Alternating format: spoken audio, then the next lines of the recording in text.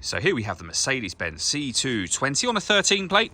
I'm going to start off by showing you around the outside of the car, and then we'll hop in and run through some controls on the inside. From the outside though, you can see it's a four-door car with those black alloy wheels. Let's start off inside the boot and then work our way around the rest of the car from there. As we approach the back of the car, you can see we have reversing sensors and plenty of boot space as well.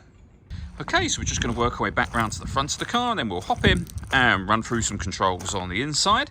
But now that we've done a full circle of it, you can see it's in excellent condition the whole way round. Just briefly before we climb in, I think it's well worth seeing the interior from this exterior point of view. There's plenty to run through on the dashboard, so let's hop in and we'll do that right now. Okay, now that we're inside the car, we're going to start with the dials. On the left-hand side, we have the fuel gauge, the coolant temperature gauge, we have the speedometer in the middle, and the rev counter over on that right-hand side. Also in the middle, you'll see what gear this car is in. It's an automatic, so we are in park at the moment. Above that information, you can see the total miles for this car, which 86,532.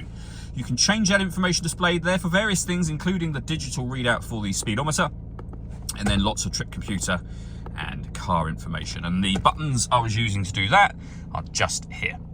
Over on the right hand side we have stereo controls for the car, and then you'll find the main screen for the stereo over in the center just here. So you can control it very simply using this disc or wheel to enter certain menus, or you can access those menus directly from these buttons should you wish to. So if you want the radio menu, for example, you'd press the radio button, and you can see that we are on the radio menu. When it comes to audio in this car, we have of course got the radio, a CD player, USB storage, Bluetooth audio so you can stream your music wirelessly, and auxiliary input as well. So plenty of ways to listen to your music. You pay your telephone underneath the telephone heading there before you're able to use Bluetooth audio or make phone calls, of course. Working our way down, with the buttons I mentioned a moment ago, the main volume for the stereo and the CD player just there. Beneath that, you can turn off the parking sensors. You can put the car in eco mode. We have our hazard warning lights you can turn on and off from there, of course. And then below that, we've got the dual zone climate control. So firstly, you can turn the system on and adjust the fans with these buttons just here. Secondly, you can then adjust the passenger temperature and the driver temperature to whatever level you want that at.